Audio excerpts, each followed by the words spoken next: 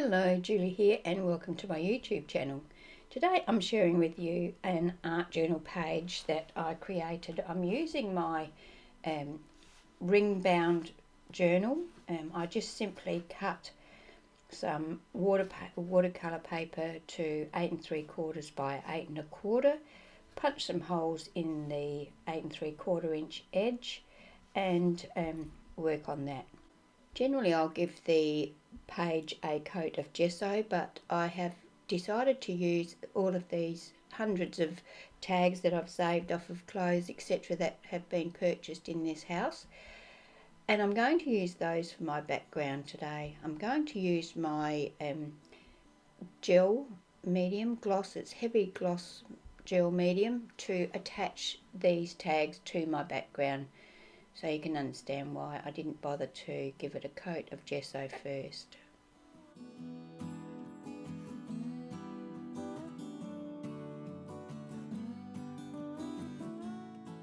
Now that it's dry, I'm going to trim off anything that's hanging over the edge and then give it a coat of gesso.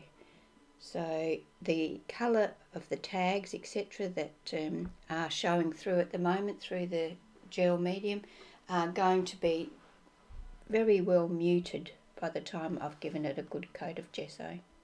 I set this aside to dry. I generally allow everything to dry by itself. I don't generally use my heat gun much at all for art journaling because I don't like the creasing it gives you, or the buckling I mean. Anyway, to colour this page I'm going to use my Dylusions ink sprays. At the moment I'm using Lemon Zest. I will also use Squeezed Orange and Peony Blush. I'm going to spray these onto my page and let them run down the page. I'm trying to highlight the different curves and grooves and things that the tags are creating on the page. So I'm just going to play around with that, adding the colours, generally starting from the lightest and working my way up to the red. So I'm just going to play around until I'm happy with how it looks.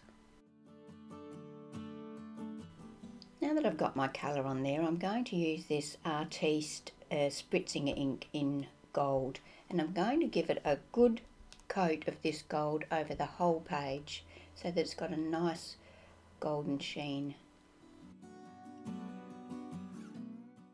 Once again I set that aside to dry, and then I got out this Kaszazz stamp. It's feathers, I think it's called Feathers Background, and I'm going to use my Archival inks to stamp with that feather stamp onto my background. Now, quite often I will stamp in black on my backgrounds, but this time I thought I'd go for corresponding colours to the colours I'd used with my sprays. So I'm using Red Geranium for my red, Tiger Lily for orange, and Chrome Yellow for the yellow. So I'm going to stamp just randomly over the, well actually I just about cover the whole background in the various colours. So yeah, just it's there, it doesn't stand out, it's not in your face. I don't do a solid stamp, I just do a irregular stamp, and so just adding a little bit of interest to the background without overpowering it. To add a bit of depth now, I'm going to use this Stampendous stamp. It's called Marks by Natalie Calbraith, or I think that's how you pronounce it. So I'm going to use the one that looks like bird's feet, I guess, to stamp around the outside of the page. We're using black StayzOn Jet Black ink.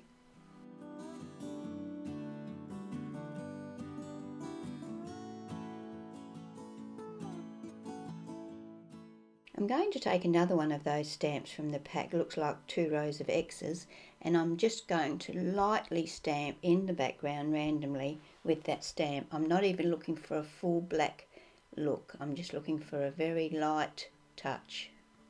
Time now to add a bit of white, so I'm going to use this Kaisercraft stencil called Grunge, and my Mont Marte Modelling paste, which dries white, and apply some of that paste through the stencil just in areas on the background.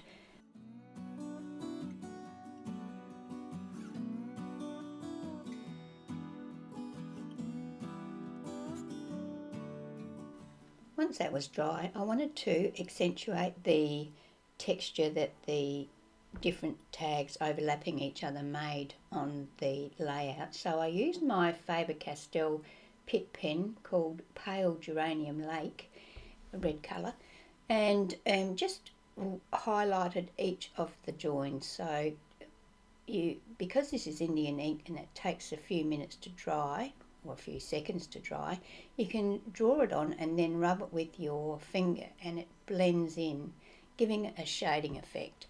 And once it's dry, of course, it's permanent, being Indian ink. So I'm going to do that over the whole of the background.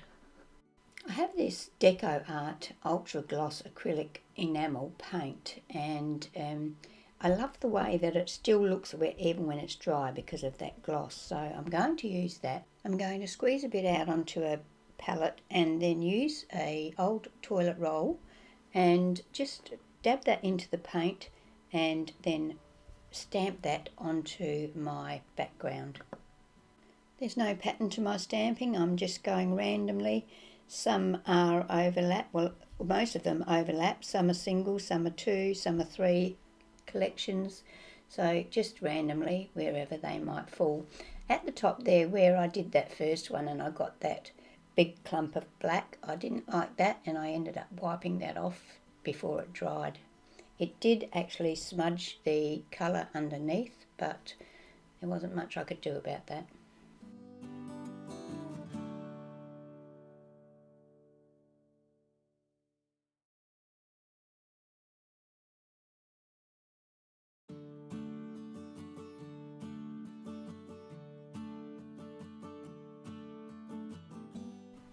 For my quote for this page, I didn't want the background of the quote to be stark white, so I used that same gold ink spray, the Kaisercraft Spritzing Ink, and I covered a piece of watercolour paper with the gold and let that dry.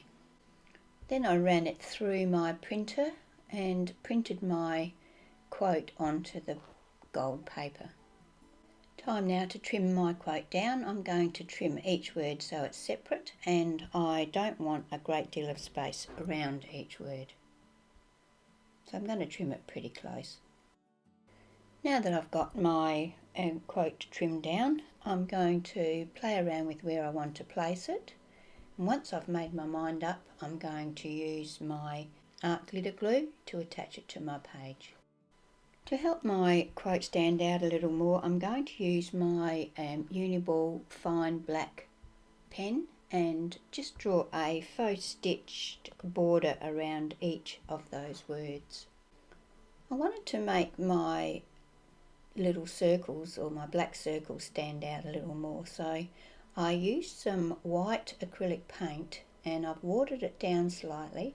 I've used a soft brush that I have wet, and I'm just loading one edge of the brush and I'm sort of swiping that edge around the inside curve of each of the black circles. This gives a bit of a white highlight where I apply that white paint. To finish my page off, I took my fine line black pen once again and just did a scribbly border around the outside of the page. You can't really see this on the video, but you can see it in real life, and while it's not there and it's not very dark, it is there. So that's it for my page today. Unusual page for me because it doesn't have a focal point. The quote is the focal point, but I really like this background and I didn't want to cover it up, so I decided just to go with the quote and leave the page to speak for itself. If you've enjoyed my video, I'll put a link down below to some other art journal pages that I've created on my video channel. And if you're not already a subscriber, I would love it if you would subscribe to my channel. Thanks for watching, and I hope you can join me for my next video.